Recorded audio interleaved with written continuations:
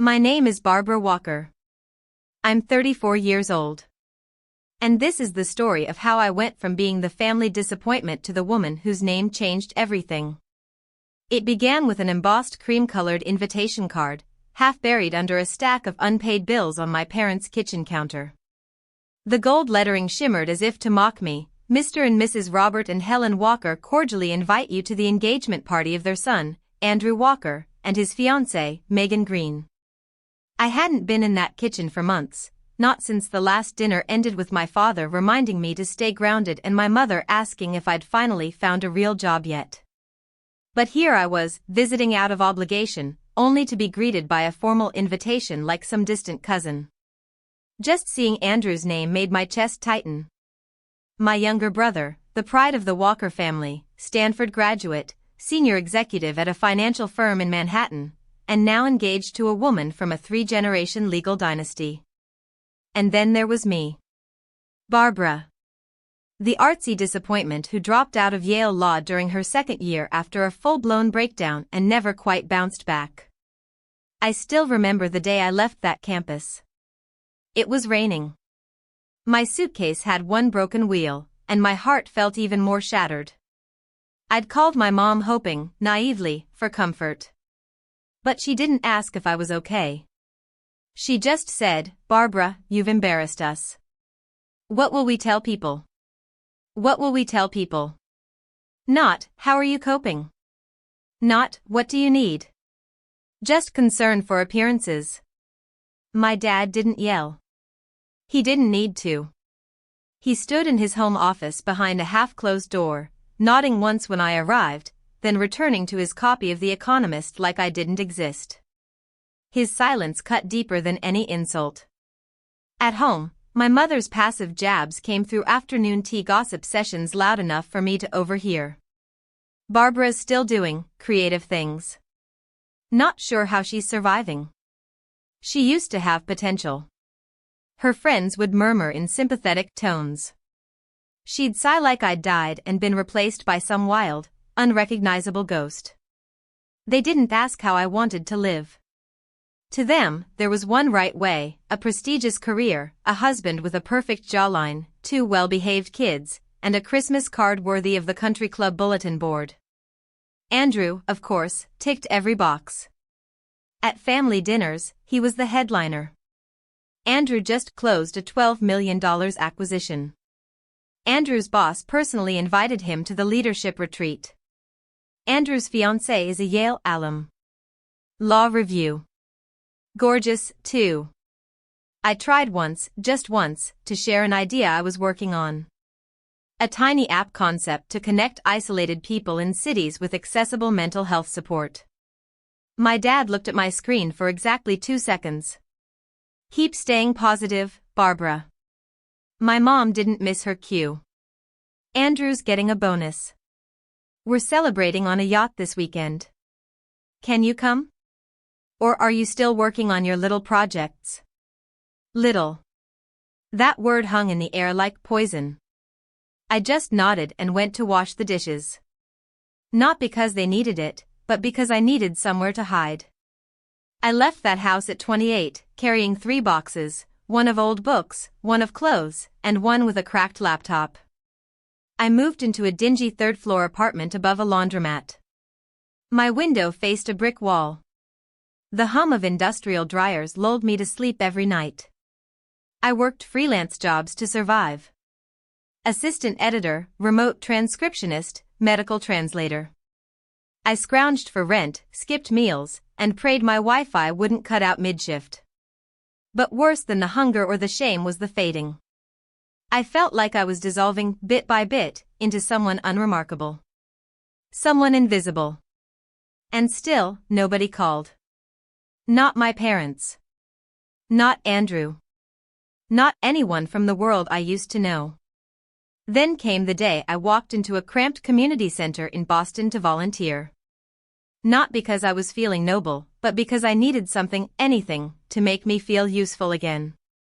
At first, I helped with paperwork. But soon, I was the one people came to when they got confusing letters from Medicare or tangled bills from a hospital. One woman, Ms. Glenda Tompkins, 79 years old, diabetic, nearly blind, clutched 7 insurance letters in her trembling hands and whispered, "I just want an eye appointment." I stayed up that night searching for resources. I opened over 200 tabs, most outdated, half-broken, others buried under bureaucracy. And a thought hit me, what if there was just one place, just one platform, where people like Ms. Glenda could find help? By zip code. By condition. In plain English. I didn't know how to code. But I knew how to write. How to organize. How to research. So I started. First, it was an Excel spreadsheet. Then a paper flowchart. Then a borrowed library computer and the kind patience of free coding tutorials on YouTube. I didn't tell my parents. Not because I wanted to hide. But because I already knew the look they'd give me. But every time I almost gave up, someone from the center would call. "Barbara, can you help Ms. Lopez with her Medicaid form?" "Barbara, we need a transportation link for Mr. Ibrahim." Eventually, I named it Guide Nest. A safe nest where people could find their way through the chaos of healthcare. It took me 4 years. Through sleepless nights, patched together freelance checks, and endless debugging marathons with a kind coder named Aiden I met at the public library. But we did it. We built something real. And yet, I still walked into that engagement party weeks later expecting to be overlooked. Again. I'll tell you what happened at that dinner. I'll tell you exactly how the woman they called just Andrew's fiancée stood up and shattered everything they thought they knew about me. And it changed the room. It changed my life. And it changed the power I thought I'd lost. I arrived at the engagement party wearing the only dress I owned that still looked formal. Slate blue, mid-length, and simple. I didn't come to impress. I came because not showing up would have been another embarrassment for the family scrapbook. But as I stood outside Riverton Heights, the kind of luxury restaurant where the door handles probably cost more than my rent, I hesitated. Inside was the world that had once exiled me. Inside were my parents, smiling through polished veneers, pretending the cracks never existed. Inside was Andrew. I pushed open the door anyway.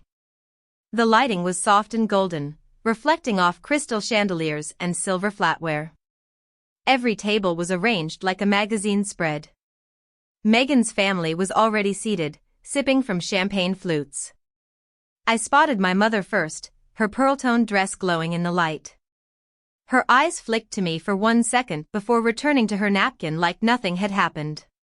"Barbara, you made it." Andrew's voice cut through the air like a spotlight. He stood, arms spread like a politician greeting a reluctant crowd. "I thought you'd be busy with that. What is it again? That little app or something?" There it was again. Little. That word had chased me for years, reduced everything I built to a hobby or a side project no one took seriously. I smiled faintly. Something like that. The dinner began. Appetizers arrived on porcelain plates that probably had their own insurance. And as always, the conversation revolved around Andrew. Andrew's firm just acquired a tech startup. Andrew's moving to a penthouse near Central Park. Andrew's speech at the summit was quoted in Business Insider. At one point, my mother turned to me and asked, loud enough for everyone to hear, "And you, Barbara? Still working on your community website?" I nodded. "Yes. It's going well." My father chuckled. "Our Barbara has such a big heart. She runs a website to help old folks with insurance paperwork." Then he added, "Very noble. Not profitable, of course. But noble." That line, delivered like a pat on the head, made every eye at the table fall on me with faint condescension. I felt it like static in the air. That quiet agreement. She means well. Shame she never lived up to her potential. I clenched my fingers beneath the table to stop them from trembling. And then, Megan turned to me. Andrew's fiancée. Her expression changed. Her eyes lit up like she'd just connected a puzzle piece. Wait, are you Barbara Walker? The founder of Guide Nest? Everything stopped. Forks froze. Conversation stalled mid-sentence. I blinked. Yes. That's me. Megan's jaw dropped. Oh my God. She turned to her parents. Do you know what Guide Nest is? That platform helped my brother when he had a stroke 2 years ago. We were completely lost trying to navigate rehab, insurance, home care, and then one of the nurses told us about it. Her voice shook slightly. Guide Nest had everything. Transportation links. Facilities that spoke sign language. A list of adaptive sports programs. That app helped him get into a basketball program. He's playing again because of that. My mother's hand froze mid-air. My father stopped chewing. Andrew sat back in his chair, eyes blinking rapidly. Megan wasn't done. She looked directly at my mother and said, "Do you know that Guide Nest is now recommended by the New Hampshire Public Health Association?" Then she turned back to me, now nearly emotional. I read a feature in Health Tech Review last year about a low-profile female founder using tech to bridge social care gaps. That was you, wasn't it? I nodded slowly. Yes. We're working with several state organizations now. And just finalized our first secure version for vulnerable communities. My father coughed, then spoke in a low, almost defensive tone. Barbara, why didn't you ever tell us it had gotten to this level? I stared straight at him. You never listened. And Megan, sweet, privileged Megan, looked at me with wet eyes and said the one thing I never expected to hear at that table. Thank you. You changed my family's life. The silence that followed was the loudest thing I'd heard in years. No one said a word about Andrew after that. His penthouse, his job, his suit, it all seemed like expensive wrapping paper around a gift no one was reaching for anymore. Later that night, while guests mingled and champagne flowed, Megan found me again. Her voice was softer now, like she wasn't sure if she should say what she was about to. Barbara. I wasn't going to mention this, but I think you deserve to know. A few months ago, I overheard your mom at a charity gala. Someone asked about you and she laughed. She said, "Oh, her. She dropped out of law school. Doing something online now. Sad, but at least she's not asking us for money." The words stabbed deeper than I expected. Because they came from the woman who used to braid my hair before school. Who stayed up with me during stomach flus and made my favorite soup. Who called me her little miracle once when I aced my first spelling bee. That night, I didn't go home. I sat by the river, watching the lights dance on the water like ghosts I couldn't shake. They hadn't just ignored me. They'd diminished me. On purpose. To preserve the image they built around Andrew, the prodigy, the golden child. And me? I was a threat to that image. That night marked a quiet shift in me. Not because I needed revenge. But because I realized something far more dangerous than hatred. I no longer needed their approval. And soon, they would realize just how powerful that truth had become. 3 days passed without a word from me. I didn't respond to the calls, ignored the voicemail notifications, and turned off read receipts on my messages. Then came the first text. Mom. Mia, I don't know what happened that night, but your father and I really want to talk. Maybe we misunderstood you. I'm sorry. Hours later, a voicemail from my father, not from his personal phone, but from the house landline. Barbara, it's your father. If you have a moment, I'd like to hear more about Guide Nest. You can start wherever you want, as long as you're willing. I listened to it 3 times. Not because I needed to hear his voice. But because I was trying to figure out if that was the voice of a father trying to connect with his daughter, or a man trying to salvage the image he'd curated for years. The messages kept coming. Apologies dressed up as concern. Check-ins wrapped in vague language about clearing the air. Even Andrew chimed in with a text so tone-deaf it almost made me laugh. You made quite an impression. Megan still talks about you. I guess you're better than we thought. Better than we thought. I stared at that line for a long time. Then deleted the message without replying. Recognition delivered years late doesn't mend a cracked foundation. Especially when it only comes after the world decides your name is worth something. Instead, I returned to what mattered, my team, our users, and the platform I'd built from scratch. The people who wrote thank you notes with trembling fingers, who cried on phone calls, who called me their hero. I didn't need hollow approval from a dinner table full of people who'd never heard me speak until someone else handed me a microphone. 1 week later, I finally responded, but not with warmth. Email to Mom. I'm currently finalizing the next version of Guide Nest. Thank you for reaching out, but I'm not ready to talk. If there's something specific you'd like to discuss about the project or our outreach work, I'm open to responding. Barbara. I didn't know how they'd take it. And honestly, I no longer cared. But there was one thread left untied, Andrew. Not because I needed anything from him. But because I needed to know if the silence all those years was ignorance or choice. I sent him a short message. Me. Thursday.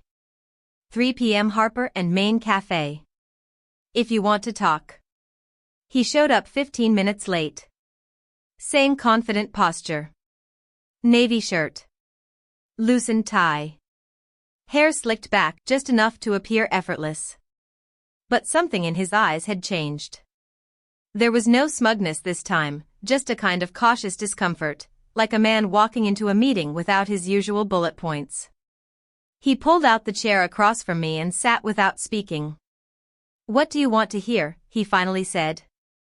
I placed my coffee cup down carefully. I'm not here to accuse you.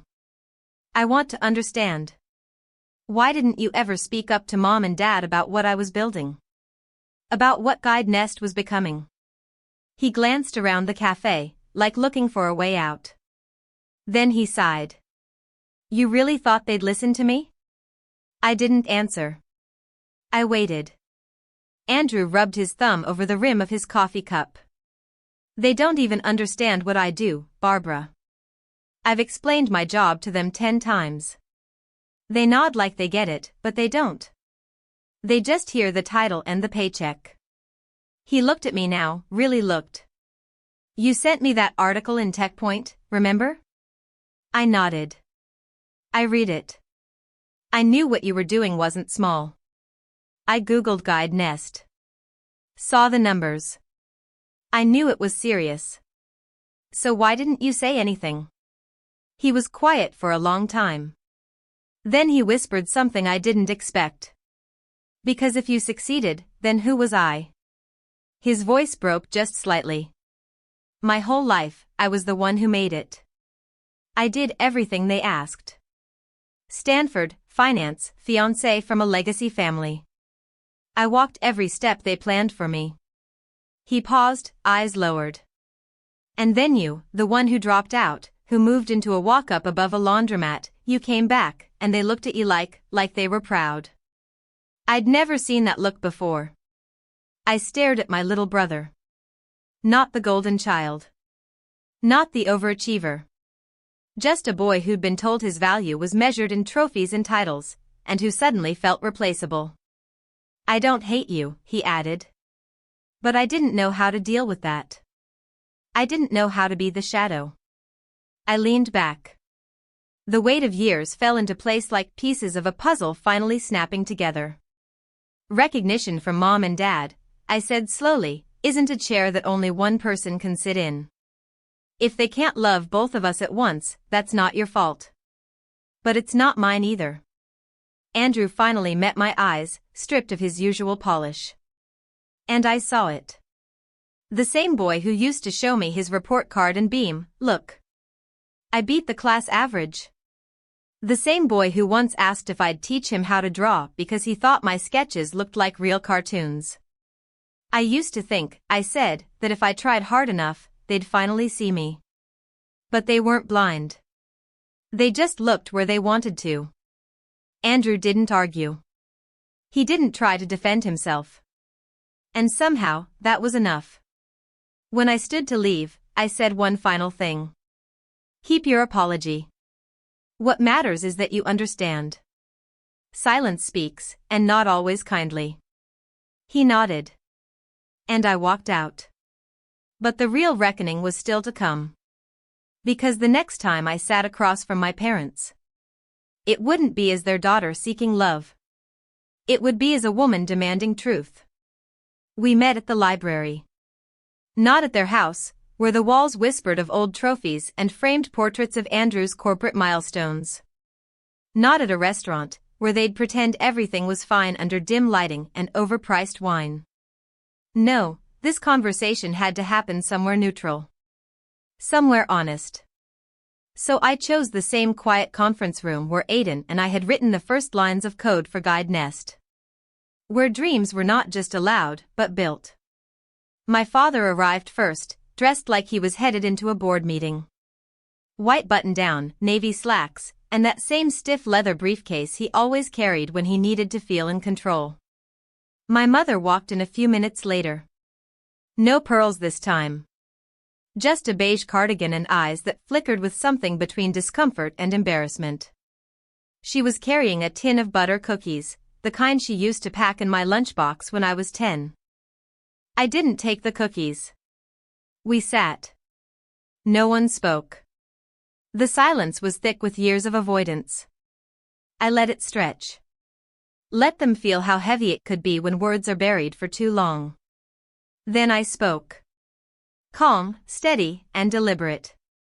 I asked you here because I need to clarify a few things. Not to blame, but to draw boundaries. My mother flinched at the word boundaries. My father leaned back slightly, his expression unreadable. For years, I said, I tried to meet your version of success. The Ivy League path. The job with a title you could brag about. The image you built for me before I even knew who I was. My voice didn't shake. Not anymore. But when I couldn't keep going, when I cracked under the pressure, when I chose a different life, you didn't ask why. You called it failure. Not because it was wrong, but because it didn't match your expectations. My father opened his mouth to respond, but I raised my hand. Firm. Respectful. Please let me finish. He closed his lips and looked away. You didn't just stay silent, I continued. You rewrote my story for other people. You said I was lost. Said I was drifting. You made sure I heard the judgment in your voice, even when you weren't speaking directly to me. My mother's hand trembled slightly against the edge of the table. She pulled it into her lap. And when I did succeed, when I built something that changed lives, you still couldn't say the words. You called it a little project. You told people I was helping seniors with paperwork, like I was some part-time intern. The room was so quiet I could hear the air conditioner hum. I let the silence stretch again. I'm not here for pity. And I'm not here for apologies you don't mean. I just need you to understand this, going forward, our relationship will be on my terms. My father stiffened. My mother's lips parted slightly. I won't answer calls that start with updates about Andrew's stock options. I won't attend dinners where I'm expected to sit quietly and clap. And I won't tolerate advice masked as concern that's really just disapproval in disguise. My mother looked like she was holding back tears. Her voice cracked when she finally spoke. Barbara, I didn't know I hurt you this much. I just wanted what was best. No, I said softly. You wanted what was best for your reputation. Not for me. She recoiled like I'd slapped her.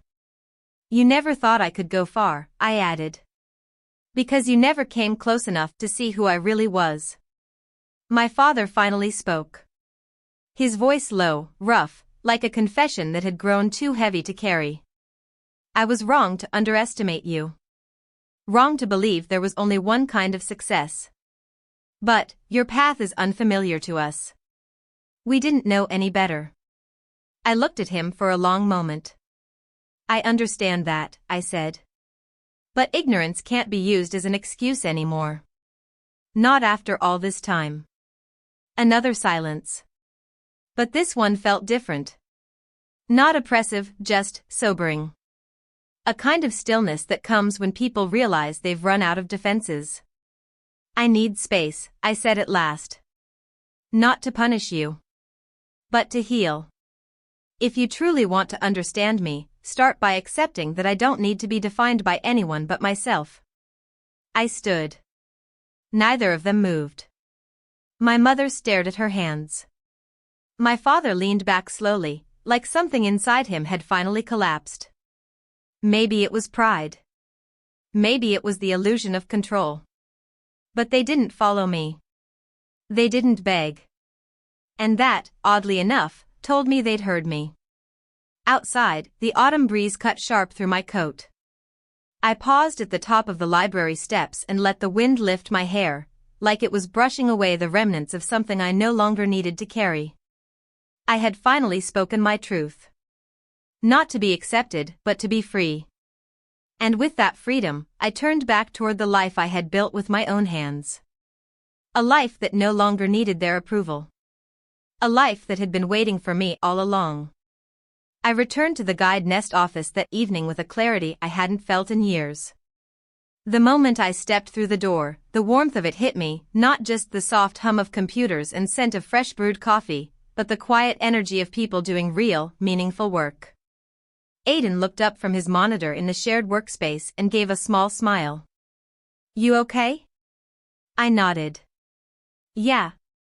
I actually am. He didn't ask for details. He never did. Aiden had a way of knowing when silence said more than a story. Over the next week, I poured myself into the platform with renewed focus. The next version of Guide Nest was launching soon, expanded features, deeper resource integration, and accessibility tools tailored for rural and marginalized users. We were working on a dynamic AI form translator that could read healthcare paperwork aloud in plain language. We even added trauma-informed language guides for caseworkers. The work mattered. And more than that, it was mine. Still, something lingered. A tiny, unfinished chord in the background of my mind. The wedding. A white envelope arrived at the office 2 weeks later, nestled between grant letters and nonprofit correspondence. It was addressed to me in elegant script. Andrew Walker and Megan Green. Request the honor of your presence at their wedding ceremony. I stared at the invitation for a long while. I could almost hear my mother's voice, just show up. Be civil. Wear something decent. Don't bring any attention to yourself. I showed the envelope to Aiden. Do you think I should go? I asked, not really sure what answer I wanted. He looked up from his screen, casually sipping coffee. That's your call. But if you do, don't let anyone rewrite your role again. I thought about that for days. And then, I made my decision. The wedding was held at a garden estate just outside Vermont. The kind of venue that looked like it had its own magazine subscription. Rows of white chairs curved toward a lake, with soft music drifting from a live quartet under a gazebo. I arrived on time, wearing a slate gray dress with structured shoulders. Not flashy, but confident. The kind of outfit that said, I know who I am. Megan was radiant. All ivory silk and a crown of garden roses. When she saw me, her smile widened with something that looked like genuine affection. I'm so glad you came, she whispered, hugging me tightly. Anne. I still talk about Guide Nest at the hospital. You don't know how many lives it's saving. I smiled. I think I do. And I'm proud of that. The ceremony was tasteful. Emotional, even. Megan's vows were elegant and heartfelt.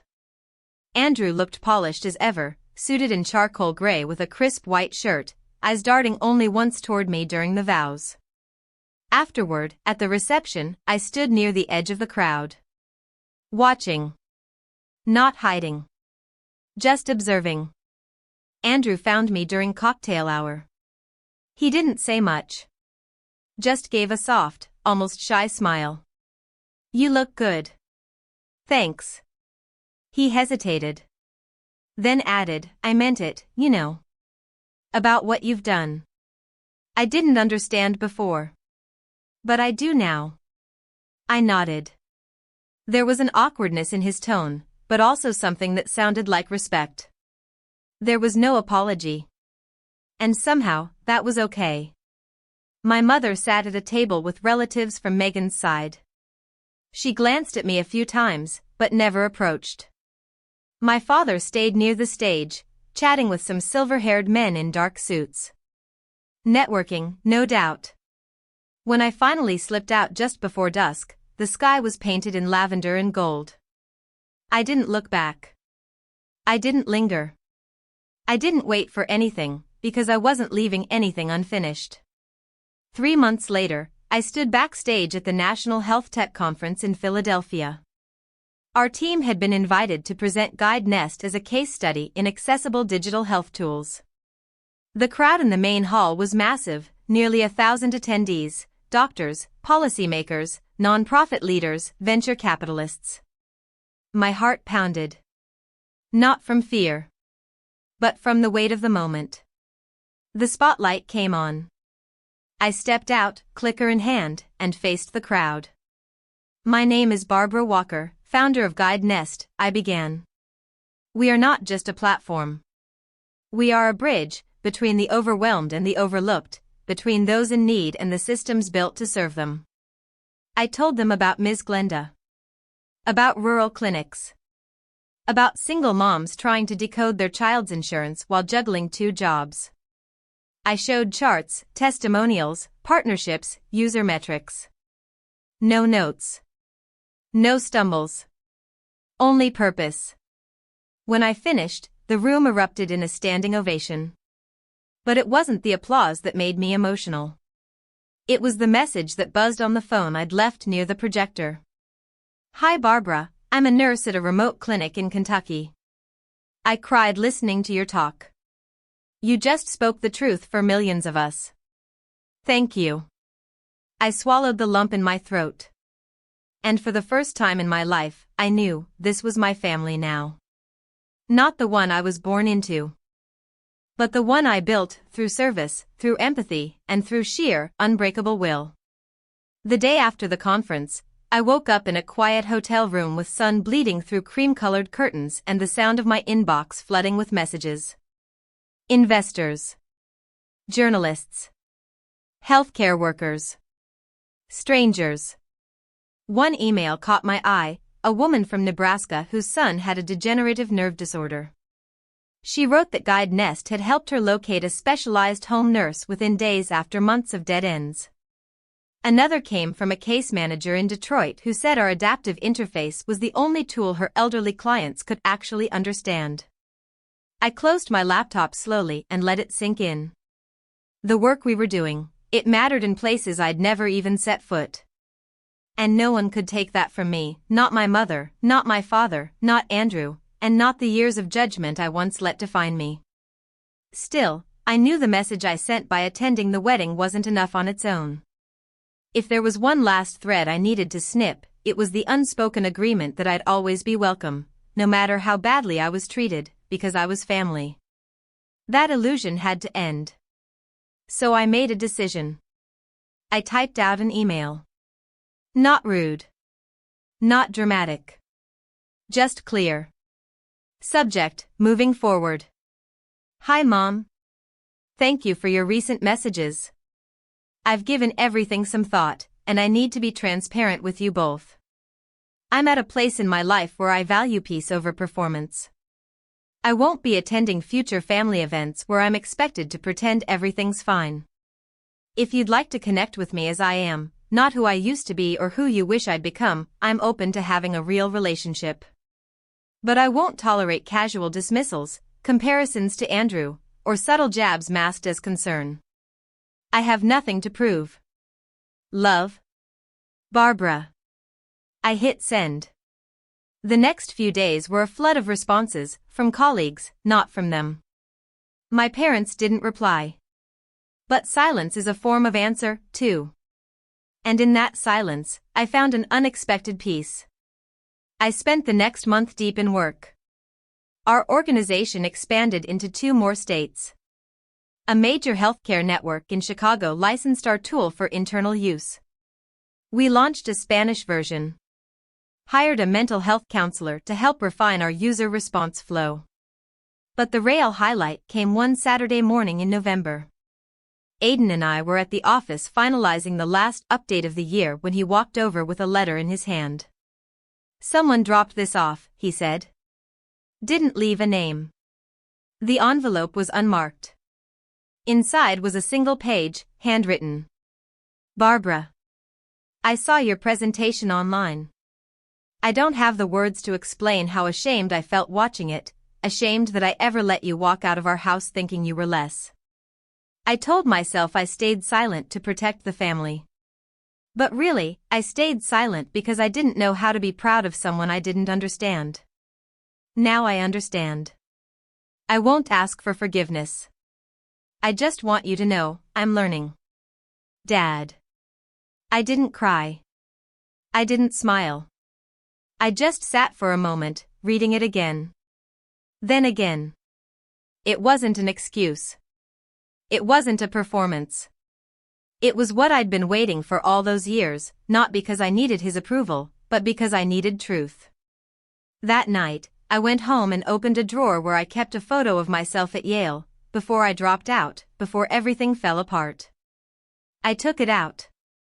Then beside it, I placed a recent photo, me and Aiden, standing with a team of volunteers in front of a mobile health unit in New Hampshire, arms around each other, laughing in the cold. In the first picture, I looked like someone trying to be perfect. In the second, I looked like someone who was finally free. And between those 2 images was a bridge I built with my own hands. A few weeks later, just before the new year, I was asked to speak again, this time on a panel of women founders. After the event, a young girl approached me, maybe 20, soft-spoken with nervous eyes. "Ms. Walker," she said, "my mom used Guide Nest after her chemo. I think it saved her life. I just wanted to say thank you, and also, I dropped out of school, too." She looked away when she said it, like she expected to be dismissed. I smiled and said, "Then I guess that means you're just getting started." She teared up. We hugged. And in that moment, I knew what my life was meant to do, not just connect people to healthcare, but connect people to hope. Because for every person the world calls a failure, there's a path they're meant to walk that no one else can see. And once they find it, no one, not even family, can tell them who they are. The morning of January 12th, I stood alone inside our newly leased office space, bigger, brighter, and overlooking the Charles River. It had been a dream once, just a whisper in my head, one day, we'll grow big enough to need more than a borrowed desk and 2 folding chairs. And here we were. 26 staff, 4 interns, 3 full-time developers, and partnerships across 12 states. I stood by the window and watched the sunlight stretch across the surface of the water. The reflection shimmered like the past, impossible to hold, but always part of you. My phone buzzed. It was Andrew. "Andrew. Just read the article in Forbes. Congratulations, Barbara. You deserve every bit of this." I had forgotten the interview was going live that day, 10 women in tech changing the future of American healthcare. I didn't reply right away. Instead, I closed my eyes and let the memory of that dinner, the humiliation, the silence, the patronizing smiles, drift away like dust from a long-forgotten room. They'd called me a failure. And now, the world was calling me something else. Later that afternoon, Aiden walked in, holding a manila envelope. "Mail," he said with a smirk. "Old school. You've got a letter." Inside was another card, no fancy gold script, just simple black ink on ivory paper. "Megan and Andrew Walker. We're expecting. Barbara. We hope you'll be part of our child's life." If you're willing, we'd love for you to be her godmother. Love? Megan. I sat there, stunned. It wasn't an obligation. It wasn't a manipulation. It was a choice. They wanted me in their daughter's life, not because I was family by blood, but because they now saw me for who I truly was. I didn't reply that day. I needed time. Not because I held resentment, but because I understood the weight of being seen too late. Still, I knew something had shifted. The story I'd once believed was permanent, the one where I was the family disappointment, the one who never measured up, was gone. I had rewritten it. And now, others were reading the new version. 2 months later, I stood on stage at the annual Tech for Good Summit in San Francisco. It was the largest crowd I'd ever spoken to, almost 3,000 people. Behind me, the Guide Nest logo glowed on a massive LED screen. In the front row were founders, venture capitalists, healthcare leaders. But I didn't speak to them. I spoke to the girl sitting on her twin bed in a cheap apartment, staring at 7 insurance letters and wondering if she mattered. I spoke to the woman who'd dropped out and been told she ruined her life. I spoke to every person who had ever been told, "You're too late. You failed. You were supposed to be someone else." "My name is Barbara Walker," I said clearly, "and I am not who I was told to be. I'm who I chose to become." The applause felt like a wave crashing through the walls I'd spent years trying to climb.